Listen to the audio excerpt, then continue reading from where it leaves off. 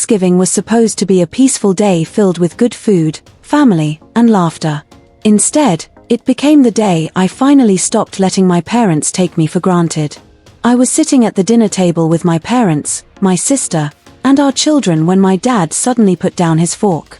"We're not going to babysit your kids anymore," he said. I stared at him, thinking I had heard him wrong. "Seriously?" My dad nodded. "We're tired. Your kids are too much for us." The room became completely silent. Then he said something that hurt even more. "Your sister's kids are much easier. They're quiet and well-behaved. Yours are always so much work." I looked at my sister. She didn't say anything. She just sat there quietly. I felt my chest tighten. For the past 2 months, I had spent almost every free hour working on my parents' new house. They had asked me to help prepare it for them, and I had agreed. I repaired the plumbing, fixed electrical problems, painted rooms, replaced damaged floors, and handled countless other jobs. I never charged them. I did it because they were my parents, and I thought helping family was something you simply did. The only thing I had ever asked from them in return was occasional babysitting. I was raising my children alone after losing my wife a few years earlier. I didn't expect my parents to raise my kids for me. I only needed their help from time to time. And now they were sitting at the dinner table telling me that my children were a burden. I took a deep breath. "Okay," I said calmly. "Then I'll stop working on your house." My dad's expression changed immediately. My mother quickly jumped in. "That's not fair. We've done plenty for you. We've helped with your children for years." I almost laughed. They were acting as if I had demanded something from them while giving nothing back. Before I could answer, one of my aunts spoke up. "That isn't right," she said. "You shouldn't talk about his children like that, especially in front of them." Another relative pointed out how much work I had already done on my parents' house and how much money I had saved them. My sister remained quiet. I finally stood up. "Thank you for dinner," I said. "I'm thankful for everything." Then I looked at my children. "Come on. We're going home." We grabbed our coats and walked out. The entire table was left staring after us. On the drive home, my children were unusually quiet. Later that night, they asked me why their grandparents had compared them to their cousins. I didn't know how to explain it without hurting them even more. So I simply said, "Sometimes people say things that aren't fair. But I want you both to remember one thing. I love you more than anything in this world, and nothing anyone says will ever change that." I went to bed exhausted. I was hurt, but I didn't regret standing up for my children. The next morning, my phone showed 52 missed calls from my parents. For a moment, I panicked. I thought something terrible had happened. I immediately called my mother back. She answered and started talking so quickly that I could barely understand her. "John, you need to come over right now." "Why? What happened?"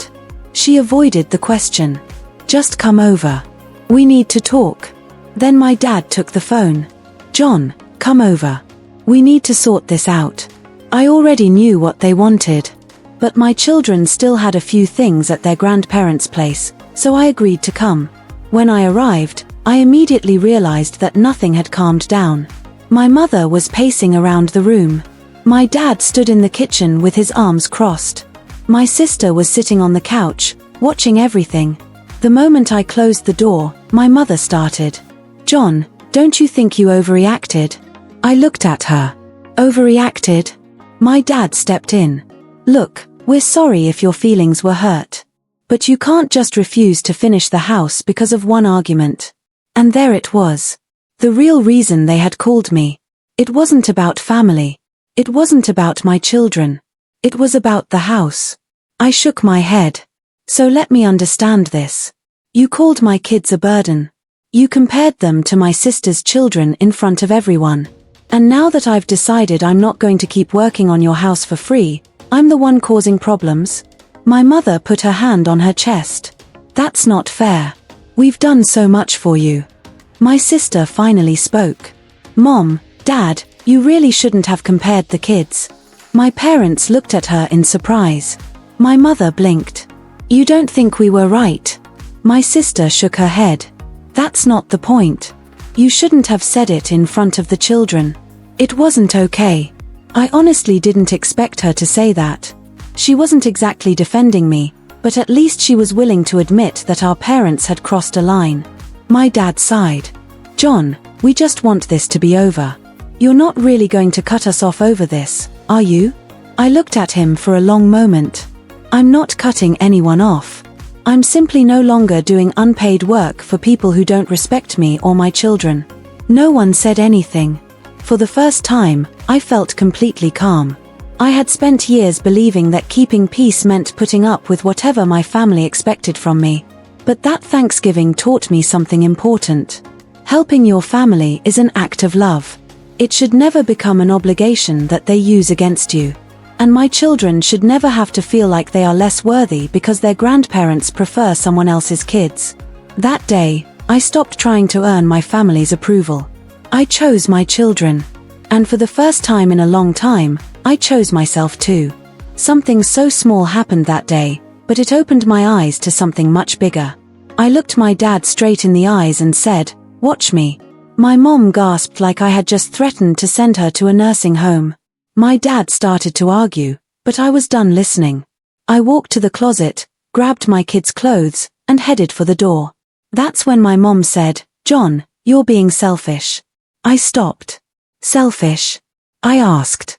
After everything I've done for you. I've spent 2 months working on your house for free. I've done everything you asked without complaining. Whenever you needed help, I came running. I looked at both of them. But now that I need something from you, suddenly I'm asking too much. You want my time, my energy, and my effort, but you won't even watch your own grandchildren when I need help. My mom opened her mouth, but I didn't let her continue. You don't have to babysit anymore. But I'm not fixing your house anymore either.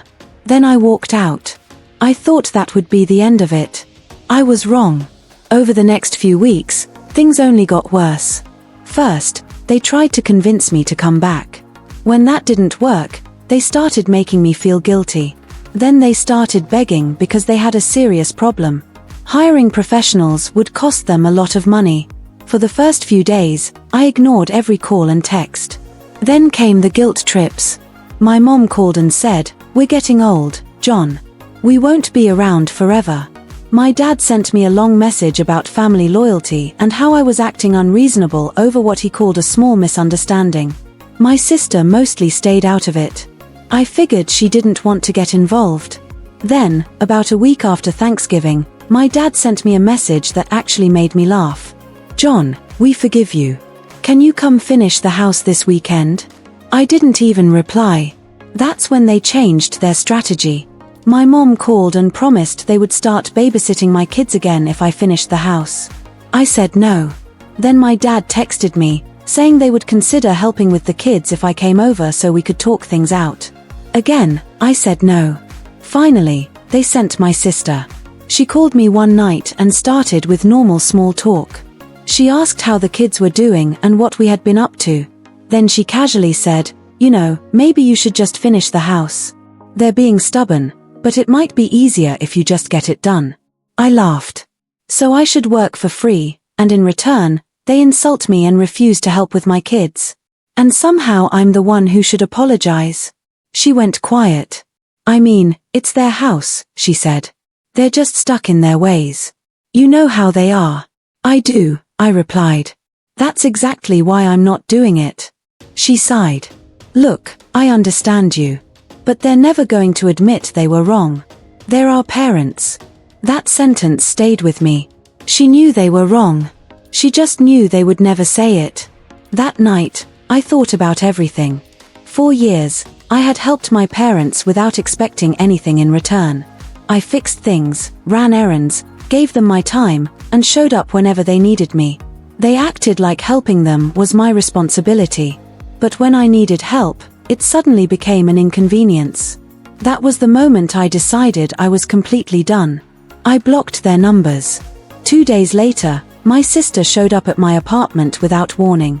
When I opened the door, she was standing there looking uncomfortable. "We need to talk," she said. I let her in. She sat at my kitchen table and stared at me for a moment. Finally, she sighed. They hired a contractor. I was surprised. Good. So they finally found someone? She winced. Yeah.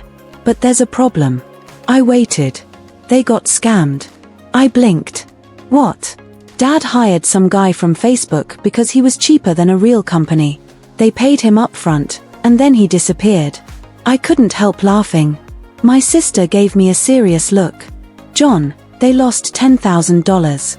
My laughter stopped. 10,000? She nodded. Where did they even get that much money? They borrowed some of it. From who? She hesitated.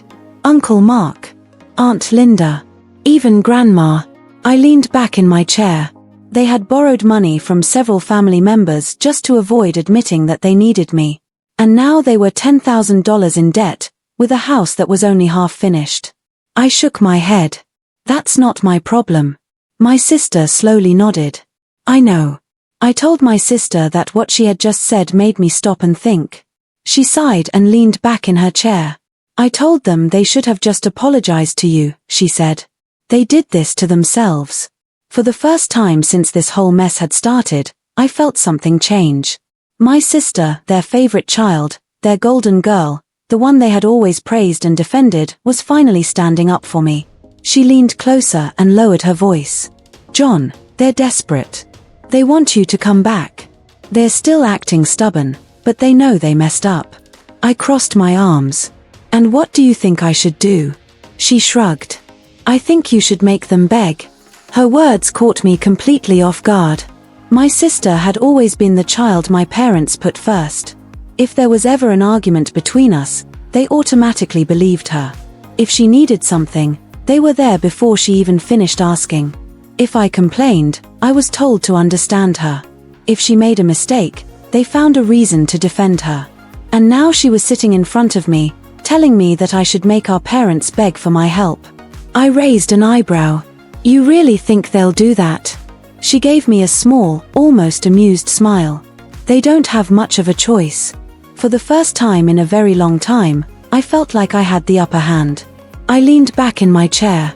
So what exactly do they want from me? She sighed. They want you to come over and talk to them. I laughed. Yeah. I've heard that one before. I know, she said. But this time it's different. How? This time, they're not in control. You are. I didn't answer right away because I knew she was right.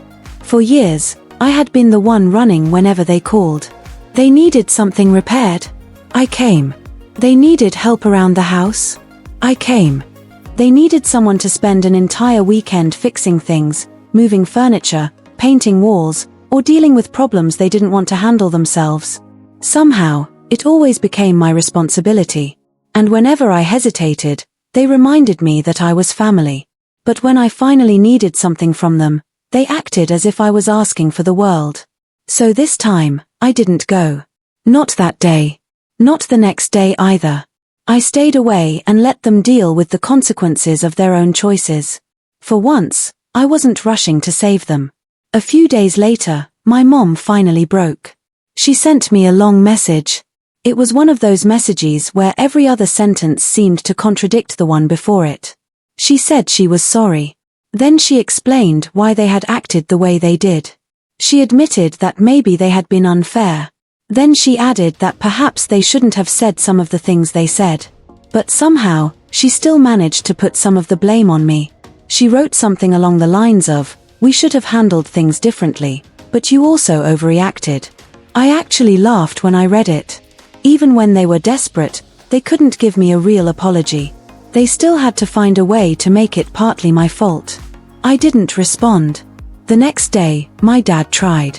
His message was much shorter. "We need you to come back and finish the house. We'll figure everything else out later." I stared at the screen for a few seconds. No apology. No I'm sorry. No we understand why you're upset. Just, we need you. That was all they had ever known how to say. They needed me. They needed my time. They needed my skills. They needed my patience. But they rarely stopped to ask what I needed. I ignored his message too. The following night, my sister called me. "Okay," she said as soon as I answered. I think they're actually starting to break this time. I smiled slightly. What happened? They told me to tell you they're sorry. I blinked. Wait. They actually said that? My sister hesitated. Well, they didn't say it exactly like that. I laughed. Of course they didn't. But close enough, she said. Then she became quiet for a moment. There was something else. What? They asked me if I think you'll ever speak to them again. That made me pause. Until that moment, I had assumed they were mostly worried about the house. I thought they were angry that I had walked away and stopped doing what they expected me to do. But now I realized something had changed. They were scared. They weren't just worried about unfinished work anymore. They were worried that they had pushed me too far. And honestly, they had. They had spent years assuming that I would always come back. No matter what they said. No matter how badly they treated me. No matter how many times they made me feel like I was less important than my sister. They thought I would eventually forgive everything and return to my old role. This time, they weren't sure. I agreed to meet them. Not because I suddenly felt guilty. Not because I wanted to finish their house. And definitely not because I was ready to forget everything. I agreed because I wanted to hear what they had to say directly. I told my sister I would come over, but I made one thing clear. I would come on my terms. When I walked into my parents' apartment, I immediately noticed that something was different. They looked smaller somehow. Less confident. Less certain that they could control the conversation. My mom had clearly been crying. My dad looked exhausted. Neither of them said much when I walked in. I sat down, crossed my arms, and waited. I wasn't going to make things easier for them. If they wanted to talk, they could start. For several seconds, nobody said anything. Finally, my dad looked at me. We messed up, John. I stayed quiet. It wasn't a perfect apology, but it was probably the closest thing to one I had ever received from him. He continued. We didn't mean to hurt you. We were frustrated. We were tired. The house became overwhelming, and we were under a lot of pressure. He explained how stressed they had been. He talked about everything that had gone wrong. He admitted they had said things they shouldn't have said. I listened. I didn't interrupt him. But I also didn't let his explanations erase what had happened.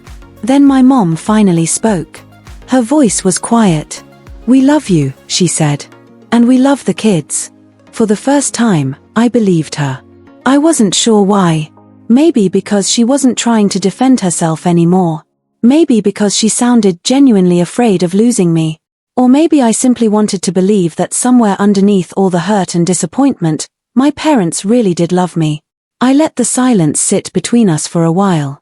Then I finally spoke. I'm not finishing your house. My mom looked at me as if I had slapped her. My dad immediately straightened. John. I held up my hand. No. Let me finish. He stopped.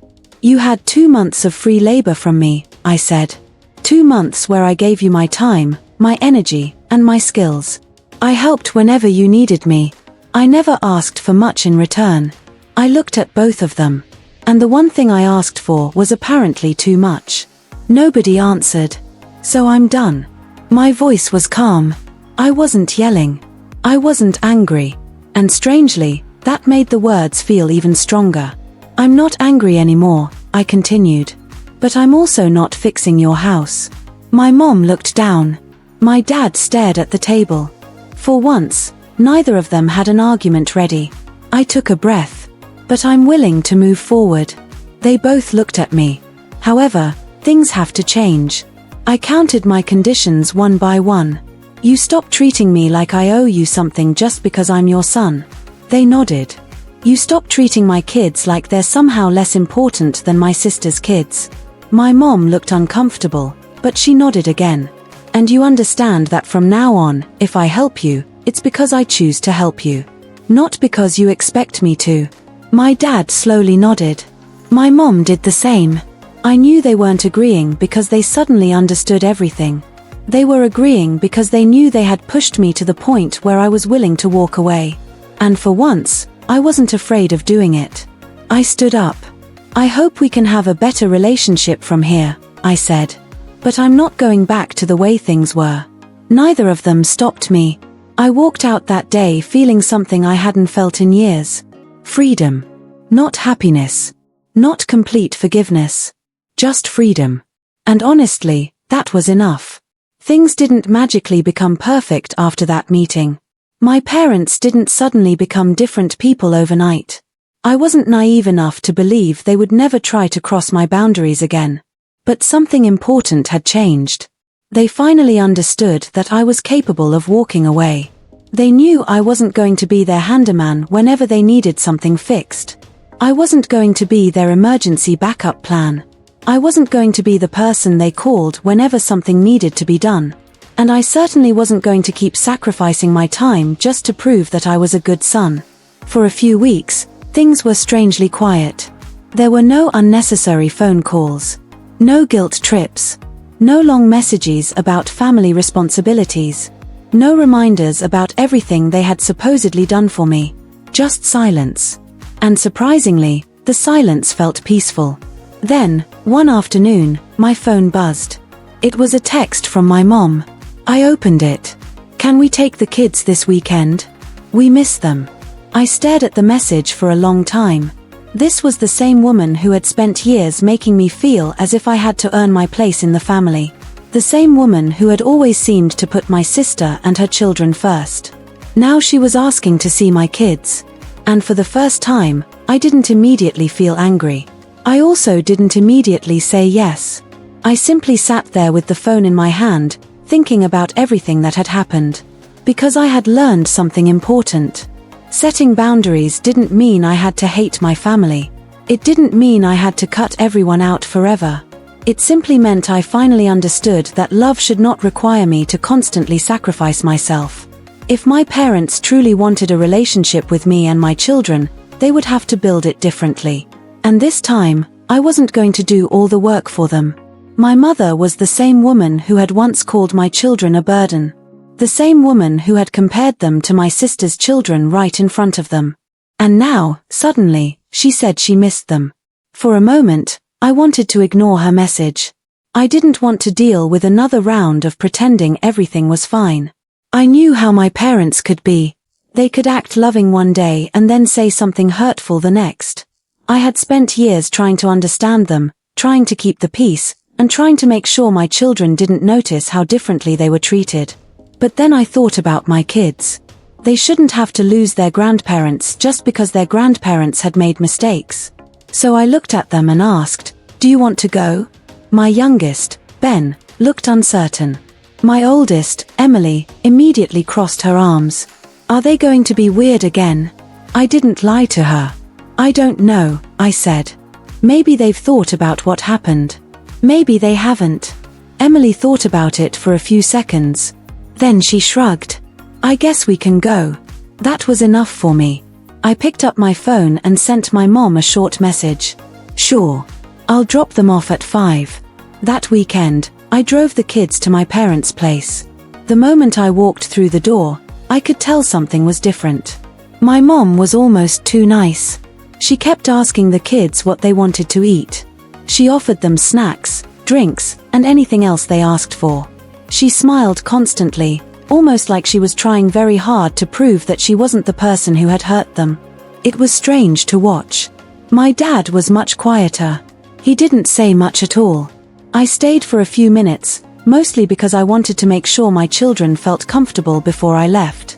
I watched Emily and Ben for a while. They weren't completely relaxed, but they weren't afraid either. That was enough for me. As I turned to leave, my dad pulled me aside. "John," he said quietly. I looked at him. "We really love them." I didn't say anything. He looked down for a moment before continuing. "We just messed up. It wasn't a perfect apology. It wasn't even close. But knowing my father, it was probably the closest thing I was ever going to get." I nodded. "Good," I said. "Then don't mess up again." He nodded. I left. That night, my sister called me. "I have to tell you something," she said. The tone of her voice immediately made me sit up. "What is it?" She sighed. "Mom told me something the other day about why she stopped babysitting." I frowned. I thought they were just tired. There was a long pause. That's what they told you? Yeah. She hesitated. Well, that wasn't the whole reason. I sat up straighter. What was it, then? My sister took a deep breath. You were jealous. I blinked. Jealous? Of what? Of you. I honestly thought I had heard her wrong. Why would Mom be jealous of me? My sister was quiet for a moment. Because of how much attention the family started giving you. I didn't know what to say. She continued. Remember Thanksgiving? Yeah. You were getting along with everyone. Your kids were happy. People kept talking about what a good father you were. Everyone noticed how close you were with your children. I shook my head even though she couldn't see me. So, she wasn't happy about it. I felt confused. My sister continued carefully. She was used to being the center of attention. 4 years, she was the favorite daughter. Everyone praised her. Everyone protected her. Then suddenly, people were talking about you. They were talking about how responsible you were, how much you did for your kids, and how close you were to them. I sat there silently. My sister sighed. Mom felt like she was losing control. I couldn't believe what I was hearing. You're telling me she stopped babysitting because she was jealous of me? Not exactly, my sister said. But that was a big part of it. I rubbed my forehead. That doesn't even make sense. It does to them, she replied. She explained that my parents had become uncomfortable with the attention I was getting from other family members. They had started seeing me differently. Not as the son who was always available. Not as the son who would quietly help with whatever they needed. But as someone who was responsible, independent, and a good father. And apparently, that bothered them. My parents had spent so many years treating my sister like the successful one, the special one, the child who deserved the most attention. Then they started seeing people praise me. And instead of being proud of me, they became bitter. Bitter that I was doing well. Bitter that I had a strong relationship with my children. Bitter that people were beginning to respect me. I sat there trying to process everything. It was almost unbelievable. My parents weren't simply tired of babysitting. They weren't simply overwhelmed. They were carrying resentment. They were angry because I was becoming someone they couldn't control. And the saddest part was that they were apparently jealous of me for being a good father. I couldn't help but laugh, but there was no happiness in it. It was the kind of laugh you make when something is so ridiculous that you don't know what else to do. Then I became quiet. Because underneath the absurdity was something painful. I realized that my parents might never become the people I wanted them to be. For years, I had hoped they would eventually understand me. I hoped they would see how much their words hurt. I hoped they would treat my children fairly. I hoped they would stop comparing me to my sister. But now I understood something. Hope wasn't enough.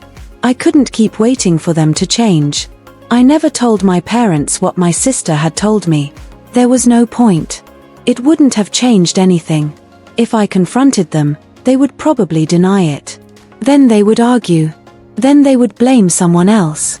And eventually, somehow, I would become the problem again. So instead of arguing, I changed the way I dealt with them. From that point forward, everything was on my terms. If they wanted to see my children, I made sure my children wanted to see them. My kids were old enough to have a voice, and I wasn't going to force them into situations that made them uncomfortable. If my parents wanted my help, they had to ask. They couldn't assume I would come running. They couldn't make plans that depended on my time without asking me first. And if they ever disrespected my children again, that would be the end. No excuses. No second chances. No pretending it didn't happen. I had spent too many years allowing people to cross my boundaries because they were family. I finally understood that being family didn't give anyone permission to hurt me or my children. For the first time in my life, I wasn't just their son. I was a grown man with my own family. I was a father. And I deserved respect. My children deserved respect. That realization was worth more to me than any apology they could have given. For a while, things actually stayed peaceful. My parents were on their best behavior. They didn't push me. They didn't guilt me. They didn't demand my help. They stopped asking me to come over and fix things around the house. It almost felt like they had finally learned their lesson. For several weeks, I thought maybe things were finally going to be okay. Maybe my boundaries were working. Maybe they had finally understood that I wasn't going to tolerate the old behavior anymore. Then one Sunday afternoon, my aunt called me. "John," she said, "did you see what your mom posted on Facebook?" The way she said it told me everything I needed to know. "No," I said. There was a pause. "You probably should." I opened Facebook. And there it was. A long, dramatic post from my mother. She didn't mention my name. She didn't have to. Everyone in the family knew exactly who she was talking about. She wrote about how family should always help each other. She talked about how some people forget where they came from. She mentioned how sad it was when parents did everything for their children only to have those same children turn their backs on them. Then she wrote about how heartbreaking it was to see her own son become distant. I stared at the screen. I couldn't believe she was doing this again. After everything. After the conversation. After telling me they loved me. After saying they had messed up. She was back to making herself the victim. But then I reached the final part of her post. She wrote that at least they still had their amazing daughter who had never abandoned them. That was the moment something inside me finally broke. Not in anger. Not in sadness. Just in exhaustion. I was tired. Tired of being blamed. Tired of being compared. Tired of being expected to give everything while receiving nothing but criticism in return. I didn't text my mother privately. I didn't call my father. I didn't ask my sister what she thought. I commented directly on the post. For years, I had kept quiet because I didn't want to embarrass my parents. That day, I realized they had never given me the same consideration. So I finally told the truth. I wrote that she was right. Family should help each other. That was exactly why I had spent 2 months working on their house for free. That was why I had given them my weekends, my energy, and my time without asking for anything in return. The only thing I had ever asked for was basic respect. Respect for me. Respect for my children. I reminded her that when she called my children a burden and compared them to my sister's children, something changed inside me. I told her that I finally understood the difference between being loved and being useful. And then I said the thing I had been thinking for months.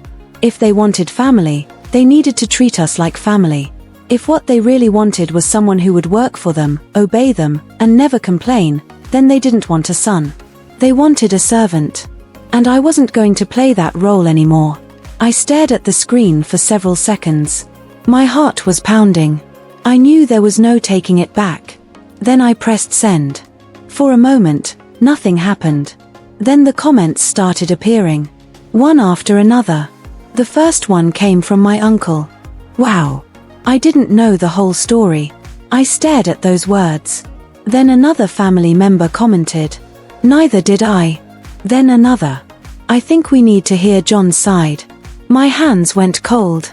Because suddenly, I realized something. For years, my parents had controlled the story. They had told everyone that I was difficult. That I was selfish. That I had changed. That I didn't care about family. They had made themselves the victims and me the ungrateful son. But now, for the first time, people were asking questions. And I wasn't afraid to answer them. I wasn't trying to destroy my parents. I wasn't trying to embarrass them. I just wanted the truth to exist somewhere outside my own head. I looked at the screen again and took a deep breath. For years, I had been afraid of what would happen if I finally stood up for myself. Now I understood. The world didn't end. My family didn't disappear. Instead, something else happened. People finally saw me. Not as the son who was supposed to fix everything. Not as the person who should always give in. Not as the backup plan. They saw me as a father who was protecting his children and as a person who had finally decided that respect was not too much to ask for. And for the first time, I wasn't ashamed of choosing myself. The comments kept coming. At first, I wasn't sure whether I should keep reading. Part of me wanted to close the app and forget about the whole thing. I had already said what I needed to say. I had spent years keeping my mouth shut, and now the truth was finally out. But then I saw another comment from my aunt. "This is messed up. John is right. You took advantage of him. He gave you everything, and you repaid him by insulting his children. Unbelievable." I read it twice. My aunt had never been the type of person to get involved in family arguments. She usually stayed quiet and avoided taking sides. But this time, she had seen enough. Then another comment appeared. It was from my grandmother. She had always been someone my parents respected, and I knew they had borrowed money from her before. She wrote that my mother had told her they needed the money because I had refused to help them. But my grandmother said my mother had never explained why I had refused. She had only told her that I was being difficult. My grandmother continued, "You never told me the real reason. Now I understand." I stared at the screen. That was when I realized how much of the story my parents had been hiding. They had told different people different versions. To some family members, I was selfish. To others, I was angry for no reason. To my grandmother, I was supposedly refusing to help my own parents. But nobody had heard what had actually happened. Nobody knew about the months of work. Nobody knew how much time I had spent helping them. Nobody knew what they had said about my children. And nobody knew how many times I had swallowed my anger just to keep peace in the family. Now they were finding out. One comment became 2. 2 became 10. Then more. People I hadn't spoken to in months were commenting. Some said they were shocked. Some said they had misunderstood the situation. Others simply said they were sorry that I had been treated that way. For the first time, I wasn't the only person who knew the truth. Then I saw the comment that affected me the most. It was from my sister. My sister. The daughter my parents had always favored. The one they praised. The one they defended. The one who had always been treated like she could do no wrong. She wrote, "I love Mom and Dad, but John is telling the truth. They treated him unfairly, and he has every right to step away." I just sat there staring at her words. I couldn't believe it.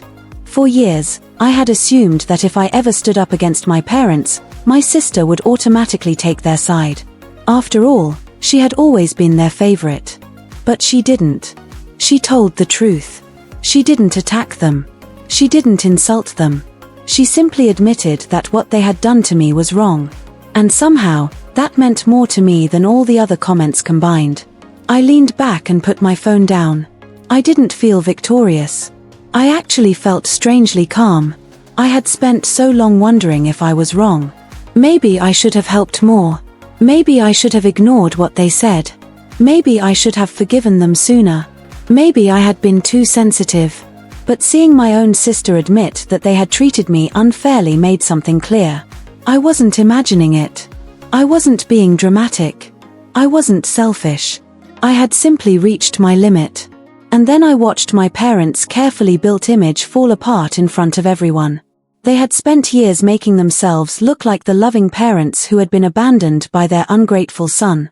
But now people knew there was another side to the story. They couldn't control what everyone thought anymore. About an hour later, my mother's post disappeared. She deleted it. I wasn't surprised. A little while later, my phone started ringing. It was my mom. I watched her name appear on my screen. I didn't answer. She called again. I still didn't answer. Then she sent me a message. Was that necessary? I stared at those 3 words. For years, I would have felt guilty.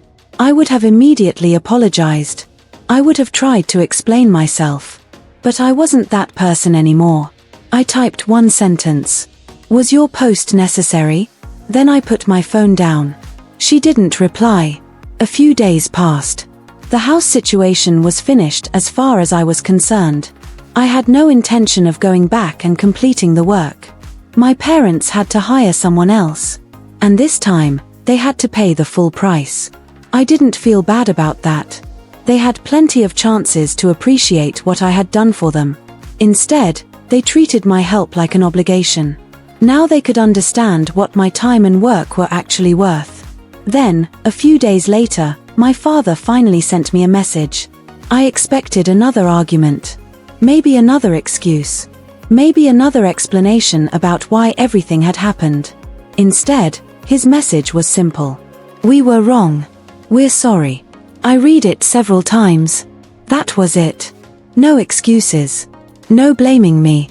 No, but you also. No explanation about how stressed they had been. No attempt to make themselves the victims. Just 4 simple words. We were wrong.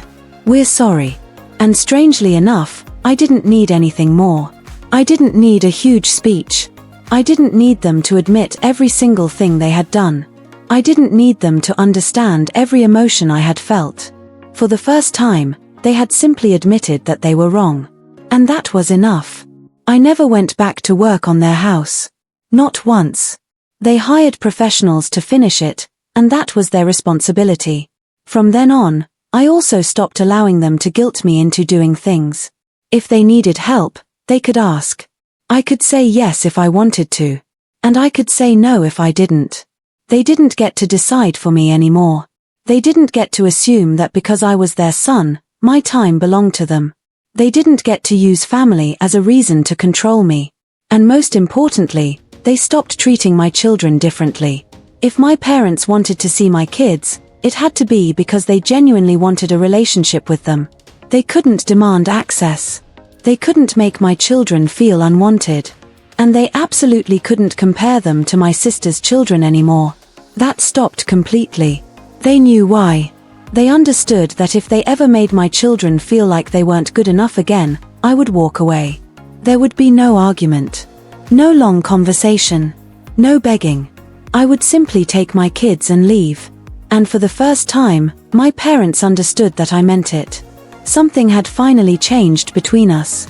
They weren't suddenly perfect. They still made mistakes. They still sometimes said things that annoyed me. But there was one major difference. They knew I had boundaries. And they knew I would enforce them. I no longer felt like I had to earn their love. I no longer felt like I had to prove that I was a good son by constantly helping them. I didn't need their approval anymore. I had my own family. I had my children. And I had finally learned to respect myself. Looking back, I wish things had happened differently. I wish my parents had understood me sooner. I wish they had treated my children fairly from the beginning. I wish I hadn't needed to reach the breaking point before they finally listened. But I also learned something from all of it. Sometimes people don't realize how much they are hurting you until you stop allowing them to hurt you. For years, I thought keeping the peace meant staying quiet. I thought being a good son meant saying yes. I thought family meant forgiving everything. Now I know better. Family should not mean accepting disrespect. Love should not mean giving until there is nothing left of you. And helping someone should be a choice, not something they are entitled to demand. I had spent years trying to make my parents happy. Then one day, I realized that my job wasn't to make everyone else comfortable. My job was to protect my children, protect my peace, and build a life where respect went both ways. For the first time in my life, I wasn't afraid of disappointing my parents. I wasn't afraid of saying no. I wasn't afraid of walking away. I had finally put them in their place. But more importantly, I had finally put myself first. And for the first time, they understood.